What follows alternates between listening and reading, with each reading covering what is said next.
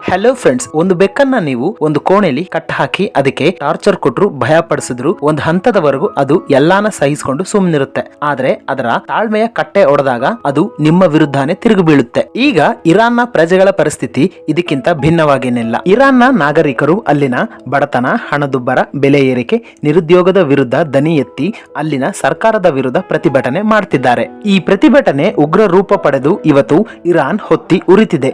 ಈ ಪ್ರತಿಭಟನೆಯಲ್ಲಿ ಇದುವರೆಗೂ ಕನಿಷ್ಠ ಅಂದ್ರೂ 12,000 ಜನ ತಮ್ಮ ಪ್ರಾಣನ ಕಳ್ಕೊಂಡಿದ್ದಾರೆ. ಫ್ರೆಂಡ್ಸ್, ಇರಾನ್ನ ಜನರು $1 ತಗೋಬೇಕಂದ್ರೆ ಸುಮಾರು 1.47 ಮಿಲಿಯನ್ ಅಂದ್ರೆ ಅಕ್ಷರಶಃ 14,70,000 ಇರಾನಿಯನ್ ರಿಯಾಲ್ ಅನ್ನ ಕೊಡಬೇಕು. ಫ್ರೆಂಡ್ಸ್, ಇದು ಇರಾನ್ನ ಇವತ್ತಿನ ದುಸ್ಥಿತಿ.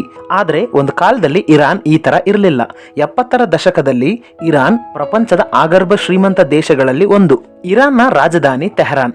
ಅವತ್ತಿಗೆ ಈ ತೆಹರಾನ್ ಅನ್ನ ಮಧ್ಯಪ್ರಾಚ್ಯದ ಪ್ಯಾರಿಸ್ ಅಂತ ಕರೀತಿದ್ರು. ಇರಾನ್ನ ಜನರು ಅದೆಷ್ಟು ಶ್ರೀಮಂತರಾಗಿದ್ರು ಅಂದ್ರೆ ಇರಾನ್ನ ಬೀದಿಗಳಲ್ಲಿ ಕ್ಯಾಲಿಡಾಕ್ಸ್ ಅನ್ನೋ ಲಕ್ಸರಿ ಕಾರ್ಗಳು ಇರ್ತಿದ್ವು. 70ರ ದಶಕದಲ್ಲಿ ಬ್ರಿಟನ್, ಫ್ರಾನ್ಸ್ ದೇಶಗಳು ಸಂಕಷ್ಟದಲ್ಲಿದ್ದಾಗ ಇದೇ ಇರಾನ್ ದೇಶ ಕೋಟ್ಯಾಂತರ ಡಾಲರ್ ಧನ ಸಹಾಯ ಮಾಡಿತ್ತು. ಹಾಗಿದ್ರೆ ಆಗರ್ಭ ಶ್ರೀಮಂತ ದೇಶವಾಗಿದ್ದ ಇರಾನ್ ಇವತ್ತು ಪ್ರಪಂಚದ 3ನೇ ಅತಿ ಹೆಚ್ಚು ತೈಲ ನಿಕ್ಷೇಪ ಹೊಂದಿದ್ರು ಇರಾನ್ ಯಾಕೆ ಬಡತನದಲ್ಲಿದೆ? ಇರಾನ್ ಸರ್ಕಾರದ ಅಂತ ಯಾವ ತಪ್ಪಿಂದ ಇರಾನ್ ತನ್ನ ಶ್ರೀಮಂತಿಕೆನ ಕಳ್ಕೊಳ್ತು ಅನ್ನೋದನ್ನ ಈ ವಿಡಿಯೋದಲ್ಲಿ ನೋಡೋಣ. ಫ್ರೆಂಡ್ಸ್, ವಿಡಿಯೋದ ಇನ್ಫಾರ್ಮೇಶನ್ ತುಂಬಾ ಇಂಟ್ರೆಸ್ಟಿಂಗ್ ಆಗಿರುತ್ತೆ.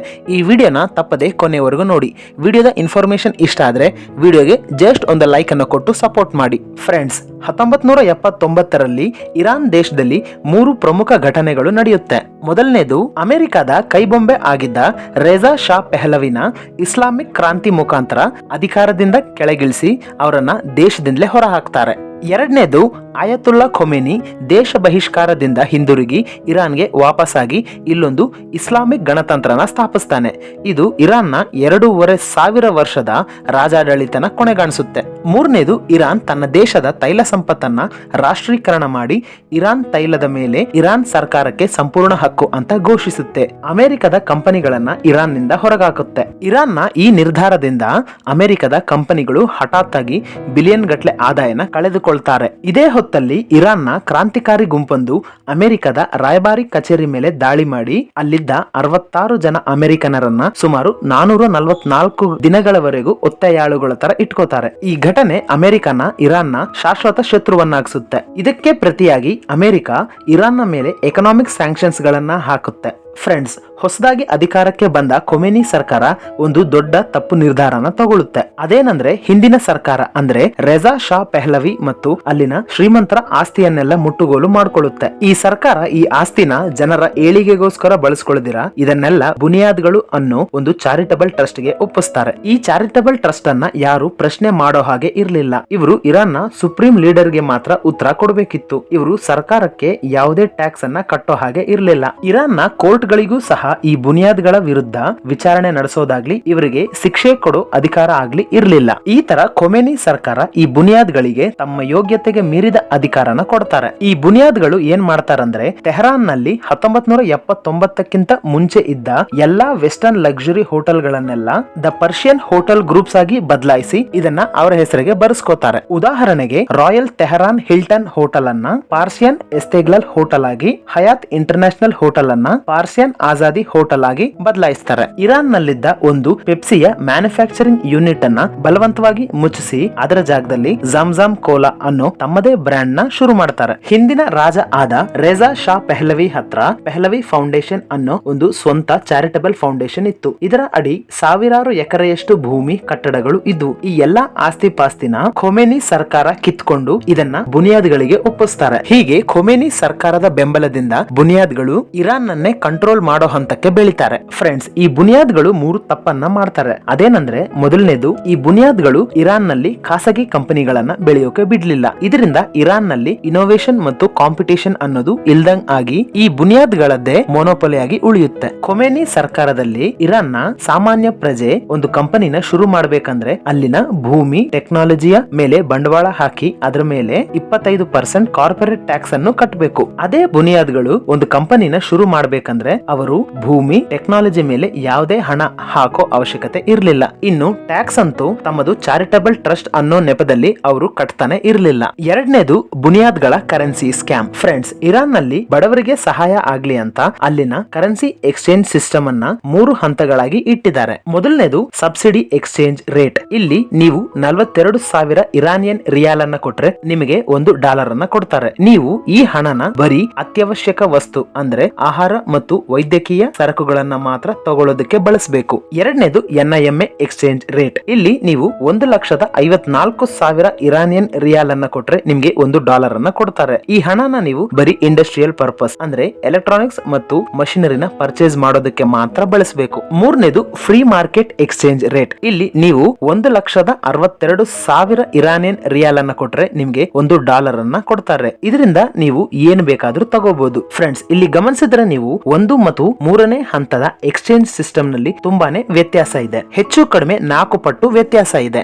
ಇದನ್ನೇ ಅವಕಾಶ ಮಾಡಿಕೊಂಡು ಇರಾನ್ ನ ಬುನಿಯಾದ್ಗಳು ಅಧಿಕಾರನ ದುರ್ಬಳಕೆ ಮಾಡ್ಕೋತಾರೆ. ಅದ್ ಹೆಂಗಂದ್ರೆ, ಈ ಬುನಿಯಾದ್ಗಳು ತಮ್ಮದೊಂದು ಫುಡ್ ಇಂಡಸ್ಟ್ರಿ ಇದೆ, ಇದು ಅಕ್ಕಿನ ಖರೀದಿ ಮಾಡಬೇಕು ಅಂತ ಸುಳ್ಳು ಹೇಳಿ ಗವರ್ಮೆಂಟ್ ಹತ್ರ ಸಬ್ಸಿಡರಿ ಎಕ್ಸ್ಚೇಂಜ್ ರೇಟ್ ಅಂದ್ರೆ 42,000 ಇರಾನಿಯನ್ ರಿಯಾಲ್ಸ್ ಗೆ $1 ನ ಲೆಕ್ಕದಲ್ಲಿ ಸುಮಾರು 1 ಮಿಲಿಯನ್ ಹಣನ ತಗೊಂಡು ಇದರಿಂದ ಯಾವುದೇ ಅಕ್ಕಿನ ಖರೀದಿ ಮಾಡಿದಿರ ಇದನ್ನ ಫ್ರೀ ಮಾರ್ಕೆಟ್ ನಲ್ಲಿ ಎಕ್ಸ್ಚೇಂಜ್ ಮಾಡ್ಕೋತಾರೆ. ಇದರರ್ಥ ಬುನಿಯಾದ್ಗಳು ಫ್ರೀ ಮಾರ್ಕೆಟ್ ಎಕ್ಸ್ಚೇಂಜ್ ಸಿಸ್ಟಮ್ ನಲ್ಲಿ ಪ್ರತಿ $1 ಅನ್ನ 1,62,000 ಇರಾನಿಯನ್ ರಿಯಾಲ್ ಗೆ ಎಕ್ಸ್ಚೇಂಜ್ ಮಾಡ್ಕೋತಾರೆ. ಇದರಿಂದ ಅಲ್ಲಿನ ಬುನಿಯಾದ್ಗಳು ಯಾವುದೇ ವ್ಯವಹಾರ ಮಾಡದಿರಾನೆ ಕೋಟ್ಯಾಂತರ ಹಣನ ಗಳಿಸ್ತಾರೆ. ಹೇಗೋ ಬುನಿಯಾದ್ಗಳನ್ನ ಯಾರು ಪ್ರಶ್ನೆ ಮಾಡೋ ಹಾಗೆ ಇರಲಿಲ್ಲ, ಇವರು ಟ್ಯಾಕ್ಸ್ ಅನ್ನಂತೂ ಕಟ್ತಾನೆ ಇರಲಿಲ್ಲ. ಇದು ಇರಾನ್ ದೇಶದ ಆರ್ಥಿಕತೆಗೆ ದೊಡ್ಡ ಹೊಡೆತನ ಕೊಡುತ್ತೆ. ಮೂರನೇ ಕಾರಣ ಬುನಿಯಾದ್ಗಳ ಮೇಲಿನ ಕುರುಡು ಪ್ರೀತಿ. ಫ್ರೆಂಡ್ಸ್, ಸರ್ಕಾರಕ್ಕೆ ಯಾವುದೇ ಕೆಲಸ ಆಗ್ಬೇಕಂದ್ರೂ ಅದನ್ನ ಕಾಂಟ್ರಾಕ್ಟ್ ಮುಖಾಂತರ ನಡೆಸ್ತಾರೆ. ಮೊದಲು ಟೆಂಡರ್ ಅನ್ನ ಕರೀತಾರೆ. ಅದರಲ್ಲಿ ಎಷ್ಟೋ ಕಂಪನಿ ಭಾಗವಹಿಸಿ ಯಾವ ಕಂಪನಿ ಕಡಿಮೆ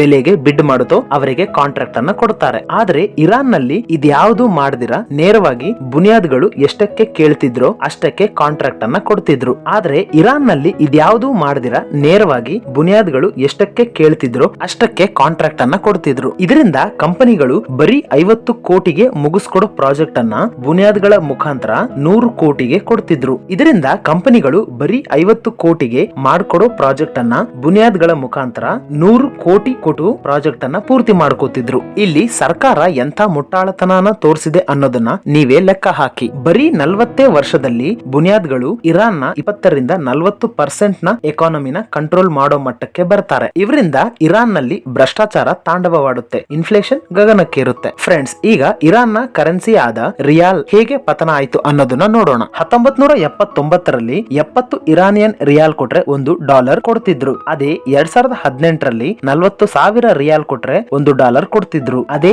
ಇವಾಗ ಅಂದ್ರೆ 2025-26ರಲ್ಲಿ 14,50,000 ರಿಯಾಲ್ ಕೊಟ್ರೇನೆ $1 ಕೊಡ್ತಿದ್ದಾರೆ. ಇದರರ್ಥ ಇರಾನ್ ನ ರಿಯಾಲ್ ಸುಮಾರು 20,000 ಪಟ್ಟು ಅಪಮೌಲ್ಯನ ಕಂಡಿದೆ. ಫ್ರೆಂಡ್ಸ್, 1979ರಲ್ಲಿ ಒಬ್ಬ ಇರಾನಿ ತನ್ನತ್ರ ಇರೋ ರಿಯಾಲ್ ನಿಂದ ಸುಮಾರು $1 ಮಿಲಿಯನ್ ಅನ್ನ ತಗೊಂಡ್ರೆ ಅಷ್ಟೇ ರಿಯಾಲ್ ನಿಂದ ಇವತ್ತು ಬರೀ $50 ಸಿಗ್ತಿದೆ. ಇದೇ ಕಾರಣದಿಂದ 1979ರ ಇರಾನ್ ನ ಕೋಟ್ಯಾಧಿಪತಿಗಳು ತಮ್ಮ ಹತ್ರ ಕೋಟಿ ಹಣ ಇದ್ರು ಅವರು ಕಡು ಬಡವರಾಗಿ ಉಳಿದಿರೋದು. ಮೊದಲೇ ಹೇಳಿದ ಹಾಗೆ ಇರಾನ್ ನ ಬುನಿಯಾದ್ಗಳ ಹತ್ರ 20ರಿಂದ 40% ನ ಇರಾನ್ ನ ಆಸ್ತಿ ಇದ್ರು ಅವರಿಂದ $1 ಟ್ಯಾಕ್ಸ್ ಬರ್ತಾ ಇರಲಿಲ್ಲ. ಜೊತೆಗೆ ಅಮೆರಿಕದ ಸ್ಯಾಂಕ್ಷನ್ ನಿಂದ ಇರಾನ್ ತನ್ನ ತೈಲನ ಸರಿಯಾಗಿ ಮಾರೋಕೆ ಆಗ್ತಿಲ್ಲ. ಪ್ರಪಂಚದ ಎಷ್ಟೋ ದೇಶಗಳು ಇರಾನ್ ಬದಲು ರಷ್ಯಾ ಹತ್ರ ತೈಲನ ಖರೀದಿ ಮಾಡ್ತಿದೆ. 2025ರಲ್ಲಿ ಇರಾನ್ ನ ನಿವೃತ್ತ ಟೀಚರ್ಗಳು ಮತ್ತು ಕಾರ್ಮಿಕರು ಇನ್ಫ್ಲೇಷನ್ ನ ಕಾರಣದಿಂದ ತಮ್ಮ ಪೆನ್ಷನ್ ಹಣಕ್ಕೆ ಯಾವುದೇ ಬೆಲೆ ಇಲ್ದಂತಾಗಿದೆ ಅಂತ ಪ್ರತಿಭಟನೆಯನ್ನ ಮಾಡ್ತಾರೆ. ಇದರಿಂದ ಇರಾನ್ ಹೆಚ್ಚೇನು ತಲೆ ಕೆಡಿಸಿಕೊಳ್ಳಿಲ್ಲ. ಆದ್ರೆ 28 ಡಿಸೆಂಬರ್ 2025ರಲ್ಲಿ ಇರಾನ್ ನ ತೆಹರಾನ್ ನ ಗ್ರ್ಯಾಂಡ್ ಬಜಾರ್ ನಲ್ಲಿ ಪ್ರತಿಭಟನೆ ನಡೆಯುತ್ತೆ. ಇದು ಯಾಕೆ ಮುಖ್ಯ ಅಂತಂದ್ರೆ ಇದೇ ತೆಹರಾನ್ ಗ್ರ್ಯಾಂಡ್ ಬಜಾರ್ ನ ವ್ಯಾಪಾರಿಗಳು 1979ರಿಂದಲೂ ಇಸ್ಲಾಮಿಕ್ ಕ್ರಾಂತಿ ಮತ್ತು ಖೊಮೇನಿ ಸರ್ಕಾರಕ್ಕೆ ಧನ ಸಹಾಯ ಮಾಡ್ತಲೇ ಬರ್ತಿತ್ತು. 1979ರಲ್ಲಂತೂ ಇರಾನ್ ನ ಮುಲ್ಲಾಗಳಿಗೆ ಹಣಕಾಸು ಮತ್ತು ರಾಜಕೀಯ ಬೆಂಬಲ ಕೊಟ್ಟು ರೇಜಾ ಶಾ ಪೆಹಲವಿ ಸರ್ಕಾರನೇ ಬೀಳಿಸ್ತಾರೆ. ಈ 46 ವರ್ಷ ಸರ್ಕಾರ ತೆಹರಾನ್ ಗ್ರ್ಯಾಂಡ್ ಬಜಾರ್ ಅನ್ನ ಕಾಪಾಡ್ತಿತ್ತು. ಇದಕ್ಕೆ ಬದಲಾಗಿ ತೆಹರಾನ್ ಗ್ರ್ಯಾಂಡ್ ಬಜಾರ್ ಸರ್ಕಾರಕ್ಕೆ ಹಣ ಸಹಾಯ ಮಾಡ್ತಿತ್ತು. ಆದ್ರೆ ಇರಾನ್ ನಲ್ಲಿರೋ ಇನ್ಫ್ಲೇಷನ್ ನ ಕಾರಣದಿಂದ ಈ ತೆಹರಾನ್ ಗ್ರ್ಯಾಂಡ್ ಬಜಾರ್ ನ ವ್ಯಾಪಾರಿಗಳಿಗೂ ಯಾವುದೇ ಲಾಭ ಇಲ್ದಂತಾಗಿದೆ. ಇದಕ್ಕೋಸ್ಕರನೇ ಅವರು ಸಹ ಈ ಪ್ರತಿಭಟನೆಗೆ ಇಳಿದಿದ್ದಾರೆ. ಫ್ರೆಂಡ್ಸ್, ಇದಾಗಿತ್ತು ಇವತ್ತಿನ ವಿಡಿಯೋ. ನಿಮಗೆ ವಿಡಿಯೋದ ಇನ್ಫಾರ್ಮೇಶನ್ ಇಷ್ಟ ಆದ್ರೆ ವಿಡಿಯೋಗೆ ಜಸ್ಟ್ ಒಂದು ಲೈಕ್ ಲೈಕ್ ಅನ್ನು ಕೊಟ್ಟು ಚಾನೆಲ್ ಅನ್ನ ಸಪೋರ್ಟ್ ಮಾಡಿ. ಇಂಥ ಮತ್ತಷ್ಟು ಇನ್ಫಾರ್ಮೇಟಿವ್ ವಿಡಿಯೋಗಳಿಗೋಸ್ಕರ ಪಕ್ಕದಲ್ಲೇ ಇರೋ ಬೆಲ್ ಐಕಾನ್ ಅನ್ನ ಆಲ್ ನಲ್ಲಿ ಇಟ್ಕೊಳ್ಳಿ. Friends, thank you for watching.